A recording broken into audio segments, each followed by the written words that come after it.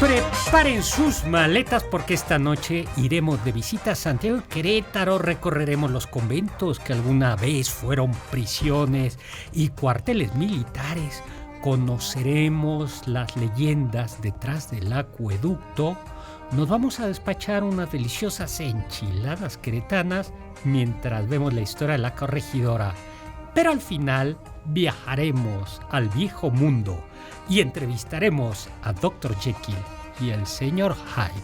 Yo vengo entusiasmado porque estuve este fin de semana en Querétaro, he ido... El Doc sí se fue a hacer un estudio de campo y nos dejó aquí nada más. Ustedes investiguen en la computadora. Y fui, y bueno, pues vengo entusiasmado a Querétaro y dije, vamos a hablar de Querétaro, de sus lugares, y vamos a hablar entonces de literatura. Vamos siempre en estos banquetes, a ver qué les parece, díganos ustedes lo que les va pareciendo. Vamos a hablar de la historia de un platillo, de la historia de un ingrediente, de una ciudad o un lugar. Vamos a hablar de algún personaje de la historia y de algún libro. Van a ser las recomendaciones del Dr. Zagal. Bueno, y como estuvo en Querétaro, pues comencemos. ¿Por qué? Comencemos por platicar. A ver, a ti, personajes de la historia de Querétaro, ¿quién te suena? Carla. José Ortiz de Domínguez, doctor. Claro. Sí. ¿Tú conociste los quintos? ¿Los quintos? No. ¿No conociste los quintos? Hubo alguna vez monedas de 5 centavos que eran de cobre y que tenían justo, se llamaban quintos, y que tenían justo la efigie de Josefa Ortiz. Ah, ya. No, creo que sí los alcancé a ver. No creo. No, o sea, no en circulación, ¿verdad? Pero... Bueno, pues platiquemos, ¿no? A ver, examen de historia. ¿Por qué es importante doña Josefa Ortiz de Domínguez? ¿Y por qué se conoce como la corregidora de Querétaro? Bueno, porque en primer lugar era la esposa del corregidor, que yo quiero aprovechar. ¿Qué es un corregidor? A ver, un corregidor es como... Tú lo que necesitas no es un corregidor. Pero sí es como que el encargado de que el gobierno del rey y del virrey, en ese entonces de España y de Nueva España, pues funcionara en ciertos lugares, se encargaban en cierta forma de que funcionara el colegio, de que se pusiera la autoridad. Prácticamente era como una especie de gobernador, me parece. Algo así, bien, mira, hizo la tarea. Pero yo quiero aprovechar, porque todo el mundo sabe el nombre de la corregidora, porque casi nadie se sabe el nombre del corregidor, entonces... Pues lo primero que hay que decir es que un corregidor en efecto tenía funciones judiciales, funciones administrativas y funciones políticas, pero no tenía funciones legislativas. Y era elegido por el rey de una terna que proponía el virrey. Era en los virreinatos, en España, en la península, los corregidores tenían otra función. Y en efecto era un personaje muy, muy importante, que en estricto sentido, lo que tú dices, lo que tenía que hacer es que se cumpliera la voluntad del rey en aquellos territorios, ¿no? Ya eran muy burócratas y también como ahora en la Nueva España a veces no estaban del todo bien definidas las funciones, pero el corregidor era muy importante. Bueno, pues Josefa Ortiz de Domínguez nació, lo recuerdo un día perfectamente, el 8 de septiembre de 1768 en la ciudad de Valladolid. ¿Dónde queda Valladolid? Oscar Sakaguchi. Donde ahorita me parece que es Morelos. No, ¿Morelia? Morelia, Michoacán. Y hoy por hoy, ¿dónde hay otra Valladolid en México? Ay, no me digas que no sabes. En Yucatán hay una Valladolid. Y ya les come, se come, hay una longaniza riquísima. De esa platicaremos. Bueno, pues nació en Valladolid, hoy Morelia. Y pues murió. Quedó huérfana, ¿no, doctor? Quedó huérfana. Tanto de padre como de madre. Ahora hay una novela, ahora la recomendaremos. Y quedó a cargo su hermana, ¿no? Que finalmente la inscribió en el colegio, conoció las Vizcaínas, que es un lugar muy bonito en la Ciudad de México. El colegio queda en lo que hoy se llama Eje Central, ¿no?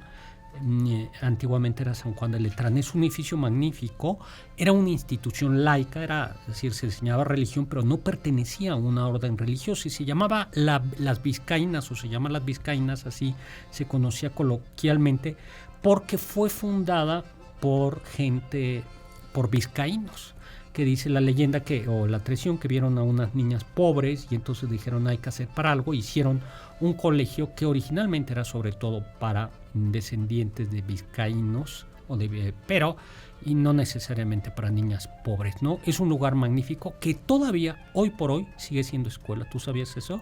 No, eso no lo sabía, doctor. Sigue siendo escuela y tiene una capilla preciosa y un patio precioso y un museo precioso.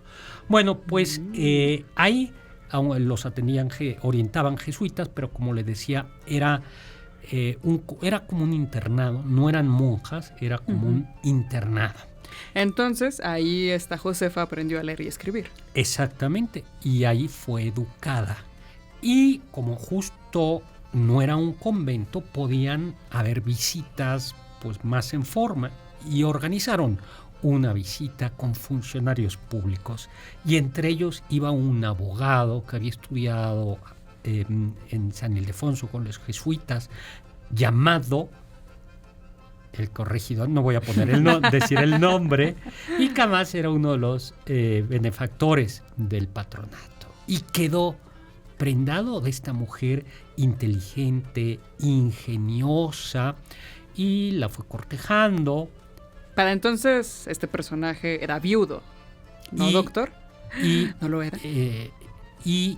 Ahí en ese colegio, después de conocer a Josefa Ortiz de Domínguez, terminaron casándose ni más ni menos que en el Sagrario Metropolitano. Le preguntamos a Oscar Sakaguchi dónde queda el Sagrario Metropolitano. Para que vean, los que nos siguen en la transmisión, el doctor Zagal también ya sacó su teléfono. No, lo saqué para ver los tweets. El Sagrario Metropolitano es la parroquia del centro. Al lado está la catedral, ¿no? Y al lado hay una construcción barroca churrigueresca, y esa es la iglesia que es la parroquia, porque la catedral no es una parroquia, y ahí se casaron. Pasó el tiempo y finalmente consiguió una muy buena chamba este señor. Fue nombrado corregidor de Querétaro, ya hablaremos de Querétaro más adelante, y pues se fue con todo, y Josefa de corregidor, y por como eso... su esposa, ¿no? Porque no había el cargo realmente de corregidora. No lo había. Era una costumbre antigua que era a la esposa de quien tuviera un cargo público se le conocía con ese mismo nombre. Exactamente. ¿No? Incluso, por ejemplo, en Rusia a veces decían la coronela, no porque ella fuera coronela, sino porque era la esposa del coronel, o la embajadora, ¿no? La zarina. Pero en esa sí había una coronación. Pues entonces Miguel y Josefa están ya asentados en Querétaro, son bien queridos. Y bueno, pues Josefa, que era una mujer intelectual, inteligente. Recordemos que en esa época, pues las mujeres era rezar y bordar, ¿no? Así es. Y poco Por más. eso es importante quizás decir que sabía leer y escribir, porque no era común que las mujeres entonces supieran leer ni escribir. O muy poco, ¿no? Así es, o muy poco. Cosas más que nada religiosas. Exactamente. Y ella pues comenzaba a atender a tertulias. Esta idea de las tertulias es muy importante porque tanto en Francia, la Revolución nació en los clubes que eran y de las tertulias. Sí. Y en toda la América española, todos los movimientos de independencia se gestaron en estas tertulias. ¿Y qué bebían ahí, doctor? Chocolate. Ay, qué rico. Rezaban el rosario, bebían chocolate y hablaban de literatura. Pero en realidad no solo hablaban de literatura, ¿no? Sino la mayoría de ellos eran criollos, ¿no? Como Miguel Hidalgo, Ignacio Allende, Juan Aldama, que estaban molestos en muy buena medida porque les habían, por algo de lo que se llama, lo que fue como una especie de fobaproa, que era fue peor, porque en el fobaproa a los particulares no les quitaron el dinero directamente. En la consolidación de los vales reales, en pocas palabras, la corona española se agandalló el dinero, por decirlo así, y subió los intereses. Una cosa terrible, y muchos criollos perdieron el dinero, y además los criollos no tenían acceso a los grandes puestos como el de virrey, arzobispo. Aunque hay excepciones, porque sí ha habido virreyes de la Nueva España que fueron criollos. Bueno, el caso es que comenzaron a conspirar, pero como en todos lados hubo un chismoso, un soplón. Carla, ¿tú sabes cómo sabía yo quién copiaba en los exámenes cuando daba clases en prepa hace 2 años? ¿Cómo sabía, doctor? Es que había alguien que me decía, profesor, ahí están. Un soplón, el soplón si designado. Si supieran quién es ese soplón, sus compañeros. Bueno, oye. Por su seguridad no vamos a decir su nombre. No vamos a decir su nombre. Bueno, pues, ¿verdad, Oscar?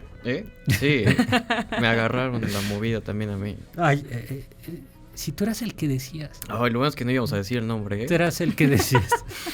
Bueno, ya sé lo que hacía, doctor. ¿Acaso sí, como la corregidora daba un taconazo? 3 golpes de tacón. Y entonces conocemos la historia, ¿no? La historia es que el Miguel van con el chisme y no sabían que el corregidor estaba enterado de esto. Claro. Y le dicen al corregidor, fíjese que ya explotó esto, ya saben que la insurgencia se hay está una gestando. Conspiración. No, van a denunciar la conspiración al corregidor. Sí, claro, y él estaba dice, pues al tanto de todo eso. Y entonces se lo dice a Josefa y dice, pues la verdad es que el corregidor no fue tan buena onda porque dijo, vamos a investigar, ¿no? Pero Josefa... Sí, porque acusaron a unas personas que en una tienda de abarrotes tenían armas. Exactamente. Y Josefa dijo, hay que avisarles a los conspiradores. Y entonces, ¿qué hizo el corregidor? La encerró en su casa. Para que no vayas con el chisme. Pero justo por eso son los 3 golpes de tacón. Así es. Sí, a través de unas señales, dice la leyenda, los ponen alerta, manda un mensaje y el mensaje llega a San Miguel el Grande y San Miguel Allende para decirle a Ignacio Allende, pues ya se supo, tenemos que actuar. No estaba ahí y el mensajero que era el mensajero Ignacio Pérez, llega hasta Dolores Hidalgo, y ahí sí, y eso es lo que precipita, ¿no? Bueno, ella fue, junto con el regidor, fueron presos, se le encerró en un convento, estando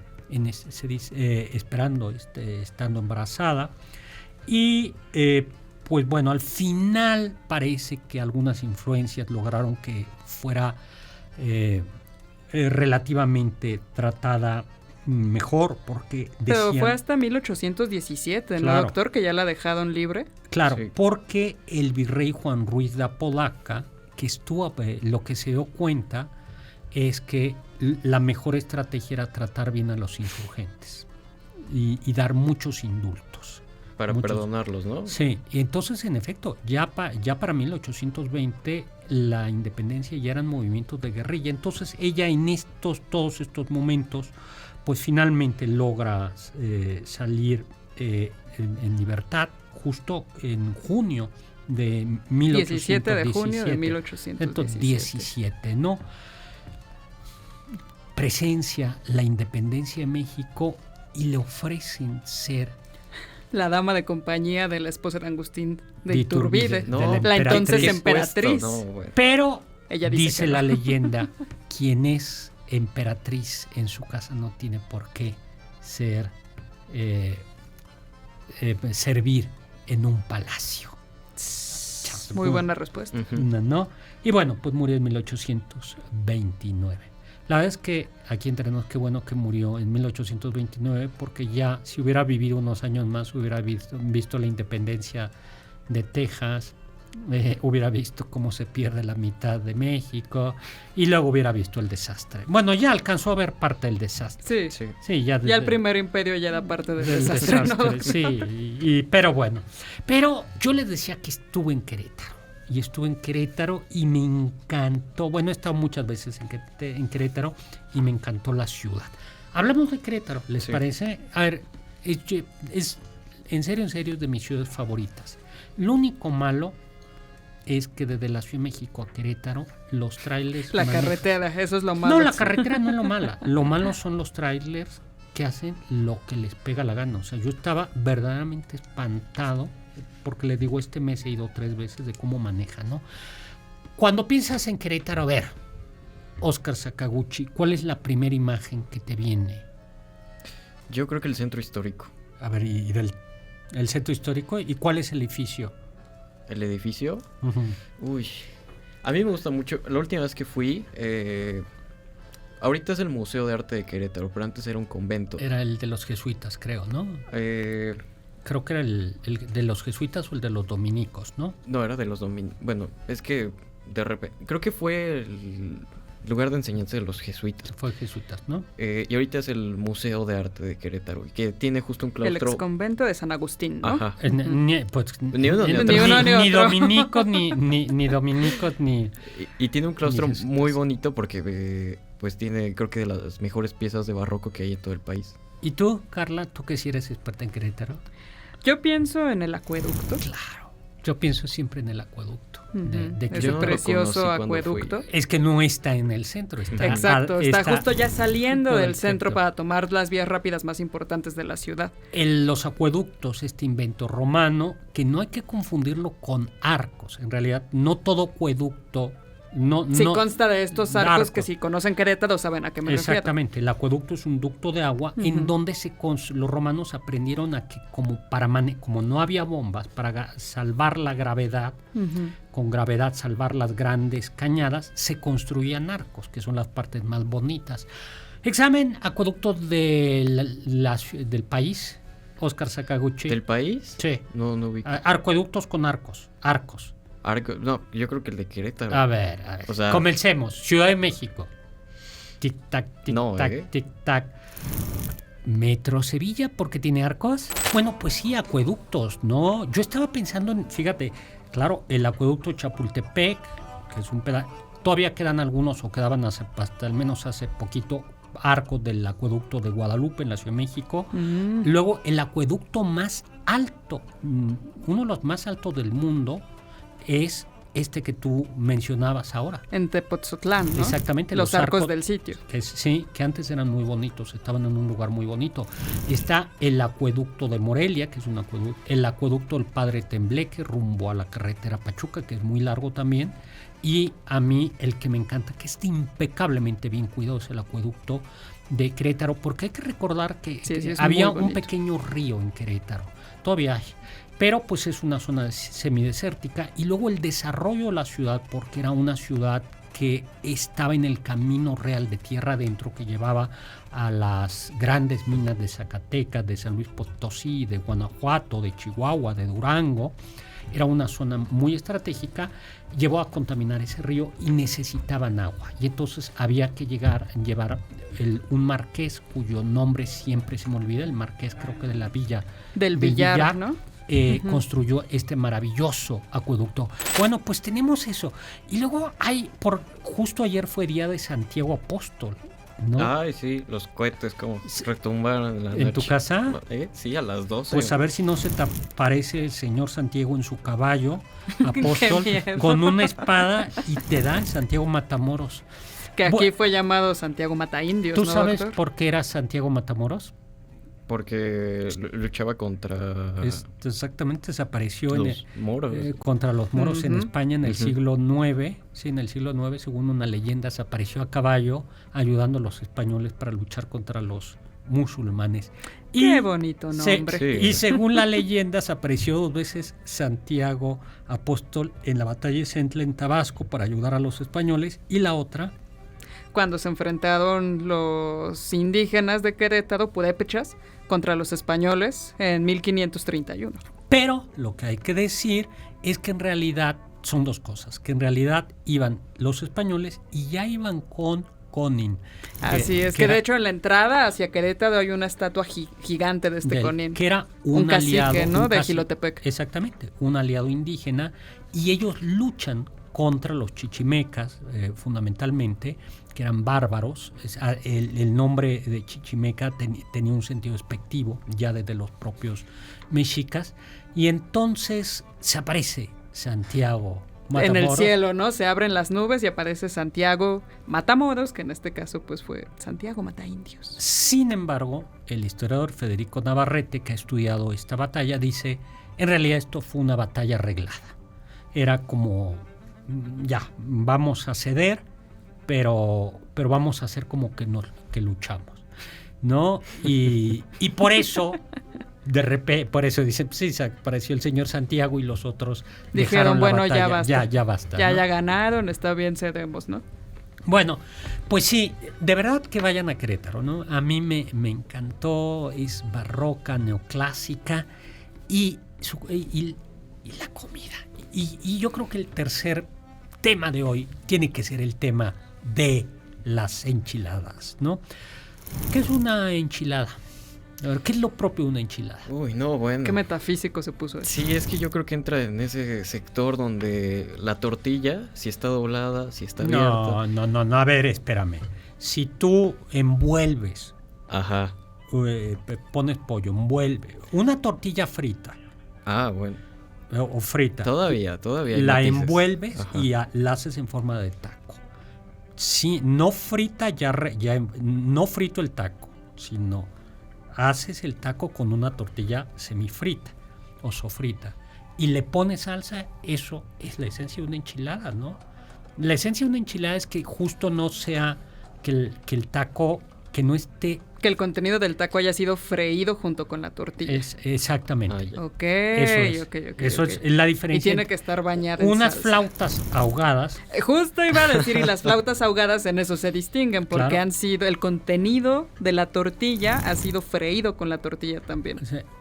Sí, exactamente, ¿no? Es muy difícil explicarlo, yo creo que es más fácil prepararlo Híjoles. y todavía más fácil comerlas. A mí me gustan mucho las enchiladas. Es bien curioso porque hablamos, la gastronomía de Querétaro no es así como fantástica. Hay Claro. algo que me gusta mucho ahí, que es una sopa que hacen a base de camote, que es muy sabrosa y que es muy tradicional de ahí.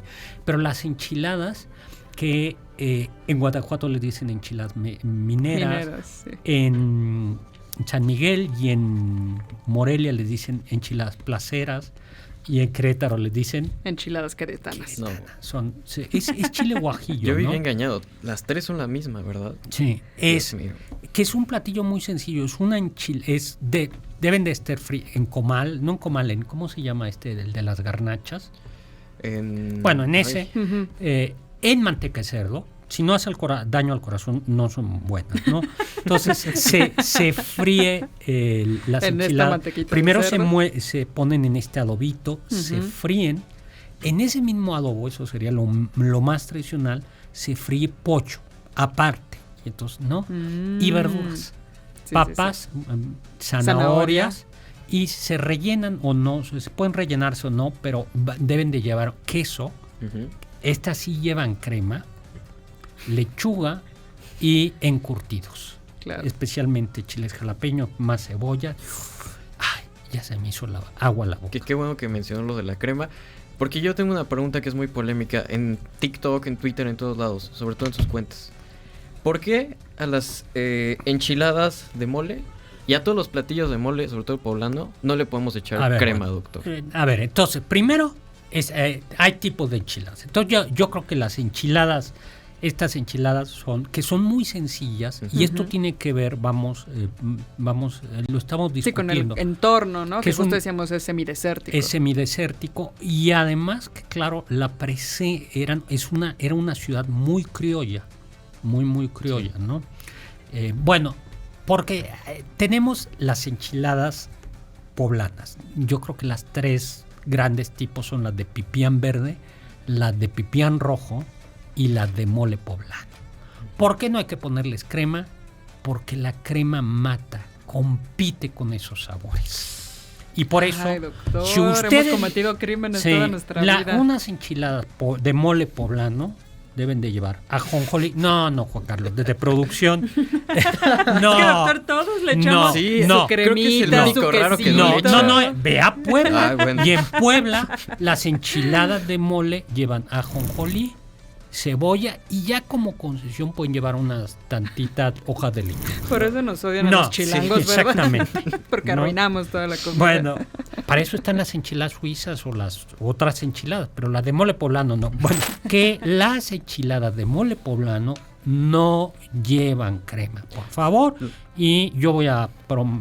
pero ya no hablemos de eso. Solo ajonjolí. Se acabó. Sí, aquí somos puros chilangos debatiendo un tema que ni siquiera sabemos. Exactamente. Sí, que no nos compete, perdónennos. Exactamente. Nada más, un error. Dije que la Constitución... De 1827 es 1824. 24, perfecto. Y yo dije purépechas, perdón, eran chichimecas. Oye, pero vamos a hablar... No todo es comida en la vida. No todo es paseo en la vida. No todo es Querétaro. No, ya, perdón. Por eso no te voy a... cuando Por haya, eso no me lleva. Cuando vaya banquete... Oye, y aprovecho a Gonzalo Vera, que organizó una cena basada en Querétaro, en el Fiume, un restaurante. Organizó una cena basada en mi novela El vampiro del virrey. Ay, ¿qué dieron? ¡Qué rico! Sirvieron Doc. manchamanteles poblano, un lechón. Bueno, ¿qué le Moronga. Ay, todos los dulces que Todo- come sí, Sor los Filotea. mazapanes. Ay, qué rico. Y bueno, vamos qué a regalar rico. rápidamente para un ejemplar de mi novela El vampiro del virrey a quien Un llame, agasajo total. a quien literal. llame y diga si en su opinión las enchiladas deben de llevar de poblana, de mole, debe llevar crema o no. Si contestan que sí, no se van a llevar el libro. Ah, Bueno, 516605. Bueno, ya saben qué contestar. No todo es historia. Vamos a hablar de un libro, ¿no? Ok. A mí hay un libro que más estoy escribiendo, un prologuito, que es esa maravillosa novela corta publicada en 1886 por Louis Stevenson, Dr. Jekyll y Mr. Hyde. ¿Tú leíste? ¿Qué has leído? Ni modo, eres el joven. ¿Qué has leído no, de, cuando me de dijo el Stevenson? doctor, vamos a hablar... de Stevenson, no, nada más esta. Ni siquiera había leído esta novela y me la leí en 2 días rapidísimo. Es buena. ¿No leíste buenísima. de niño La Isla del Tesoro? Ay, creo que hay una película de eso. Sí, bueno, hay como Sí, 20,000 hay películas. caricaturas, Sí, sí, sí. un buen de cosas. Bueno, Yo sí he leído El Diablo de la Botella, que es un cuento Claro. precioso. Creo que Stevenson es un gran escritor, porque además en todos los Sin duda. pequeños cuentos que he leído siempre tiene esa habilidad que me parece grandiosa de que te hiela la sangre y te pone los pelos de punta con una sola frase. Los relatos siempre tienen un toque tenebroso. es curioso porque puede ser tan luminoso como en La Isla del Tesoro y tan tenebroso como en esta. Sí, o sea, hay partes aquí que es o el Club de los Suicidas. El Sí, Club de sí, los sí. Suicidas. Entonces es un autor y además el relato corto lo hace maravillosamente bien. Exacto. Bueno, pues, ¿cómo escribió esta Dr. Jekyll y Mr. Hyde? Pues él dice que a principios de 1886 pues estaba en torno a la idea de la dualidad humana, ¿no? Del ser humano, del bien, el mal. Tuvo un sueño y al despertar, lo despertaron, gritaba su esposa y dijo, tengo una hermosa pesadilla, algo así, ¿no? Una Así maravillosa pesadilla. Y entonces comenzó a escribir, escribió una parte del manuscrito, se los leyó a su hijastro. A su hijastro hijastro. y a su esposa. Ajá. Y su esposa le hizo algunas observaciones de Sí, no me bueno, gusta. primero se los leyó, les leyó nada más la mitad y luego a su esposa le dio la primera versión del manuscrito. Su esposa ya después se lo regresó y le dijo, me gustó mucho tu... ¿cómo me parece que le había dicho? Tu Relato, apología. Ah, no, tu apología. tu apología. Y él lo había escrito como un cuento. Entonces, Alegoría. Alegoría, cierto. Entonces dicen que después de eso incineró el primer borrador y después ya lo volvió a escribir como una... Como una novela, ¿no? ujú, sí. Pues la novelita, el relato, novela corta, se vendió rapidísimamente, ¿no? En un año se vendieron 40,000 copias. Por favor, compren El Vampiro del Virrey para que yo pueda llegar así. Para que podamos decir, Y- en el primer año se vendieron 40,000. Y hacia 1901 había vendido 250,000 copias, ¿no? Ahora, Eso es éxito. Sí. Claro. Ahora, la gran pregunta es, y además, el guiño, Mr. Hyde, es el señor escondido, Claro. ¿no? Suena Hyde, muy, Ujú, muy de esconderse. parecido, ¿no? Y hay como dos interpretaciones. La que el mismo autor sugiere, que es con la que yo me quedo, porque Dr. Jekyll dice en algún momento, hacia el final, dice, mientras yo leía la Biblia, mientras yo mantenía, por así decirlo, altos mis valores, esos impulsos oscuros estaban contenidos, pero en el momento en el que por la bebida bajo el control, esos impulsos negativos, viciosos, terminan apoderándose de mí. Se libera. No se libera. ¿No se libera? Bueno, es que hay dos lecturas. Hay varias interpretaciones. La lectura que yo hago, vamos a decirlo así, que es la tradicional, que digo, todo ser humano tiene un input, es una lucha del bien y del mal, tiene entre impulsos, instintos y la razón por otro lado, y lo propio del ser humano es conseguir esa unidad gracias al dominio, al señorío, a la moderación de esos impulsos a través de la razón. O sea, pero entonces serían como dos partes del mismo ser. Sí, pero lo que hay que hacer, que es la lectura tradicional, es someter esos impulsos negativos y orientarlos. Pero Carlita Aguilar tiene otra lectura, que es... Una lectura psicoanalítica, doctor. Una lectura freudiana, porque además esta novela fue publicada en 1886. 1923, Freud está publicando esta pequeña obra que se llama El yo y el ello, que es donde habla de la segunda tópica y nos muestra que hay 3 estructuras psíquicas. Está el ello, que son estas partes inconscientes, impulsivas, instintivas. El superyo, que es el ideal, el anhelo que queremos ser, es muy recto, es cruel con los instintos, es cruel con los placeres, y está el yo en medio de los dos, angustiado porque quiere ceder ante el ello, pero también cede ante el superyo. Y me parece que el último capítulo de la novela, donde estamos leyendo el relato en primera persona del Dr. Jekyll, muestra justamente estas 3 instancias psíquicas, porque está un Dr. Jekyll ideal, al cual siempre anhela este hombre que nos está escribiendo, y también está Mr. Hyde, que es el ello. A mí me parece que es muy claro que hay 3. Está el que quiere ser esta persona muy buena, de altos valores, sí, tremendamente moral, únicamente dedicado al estudio y a la filantropía, y está el otro que quiere dejar correr toda su vileza y obtener placer, y está este que nos está hablando, que le está escribiendo a su abogado, que está sufriendo porque ambos existen en él. A mí me parece muy claro que están ahí las 3 instancias psíquicas. Eso hace que sea una novela extraordinaria, ¿no? Que aparecen, que admite todas las... A mí me suena medio platónico también. Es que una parte de templanza. Esa es la lectura tradicional, sí, y es la que él sugiere, vamos a decirlo. Más bien la que Dr. Jekyll interpreta sobre sí mismo. Sí, se adscribe a sí mismo. Pero lo sorprendente, y eso hace que el relato sea tan importante. Sí, tan valioso, tan rico, porque además menciona que no es nada más la bebida la que lo saca, es el sueño. Hay un momento donde se va a dormir siendo Dr. Jekyll y despierta siendo Edward Hyde, y él mismo dice, bajo la guardia. ¿Qué soñaste o sea, ayer? Que es totalmente el inconsciente. Uy, no, ahorita me va a hacer un psicoanálisis y mejor si le dejamos... Pues es una... Pero esto es muy, muy rica y claro, está, bueno, su influencia es incalculable, ha llegado a la pantalla grande varias veces, basándose en la novela misma o tomándola como inspiración. Hay hasta una caricatura de Bugs Bunny donde aparece Bugs Bunny de Mr. Hyde. La estoy poniendo aquí en el Twitter. No, en todos lados. En Monster High también hay 2 personajes. Bueno, hay un personaje que también tiene la misma lógica. Y es curioso porque la parte buena es hijo de la parte buena de este personaje, y la parte mala también se supone que es hijo de la parte mala. Hulk, eso está buenísimo, es una variación de esto, ¿no? Sí, claro. Es cuando la ira se apodera de este hombre, del profesor, se convierte en un monstruo. Y en una de las últimas, no me acuerdo en qué película, Hulk finalmente... En Endgame, que sí, tiene como que esta armonía entre una persona sí, y otra. y logra salvar al mundo gracias a que sabe enojarse. Pero hay en otras muchas referencias. Claro, la serie de Merlina recientemente salió, me parece que en octubre, no me acuerdo. Y ya ven que en la academia Nevermore van todo tipo de criaturas, gorgonas, hombres lobo, vampiros.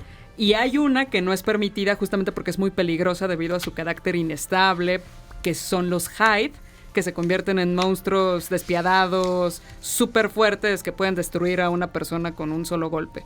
Y que ese es un claro guiño a esta novela de Dr. Jekyll y Mr. Hyde. Ahora, justo lo que hace, yo creo que un gran escritor es interpelar a la condición humana. Y esto es lo que a través de un relato Stevenson dice... Sí, logra. Y lo logra constantemente todos en somos sus relatos. Así. Oscar Sakaguchi, por ejemplo, es el impulso del amor platónico y el impulso del amor no platónico, ¿no? Vemos. Sí. Oye, la próxima vamos a dar, bueno, ya tenemos que ir a, ¿cómo andamos de tiempo? Bueno, pues ya nos tenemos que ir despidiendo, doctor. Luego dice ese güey, dice su medio guajolote, cebolla, queso y crema. Ay, no. Fernando Rebollevo, lamentable pero cierto, encapuchadas para, bueno, no, esa era otra cosa.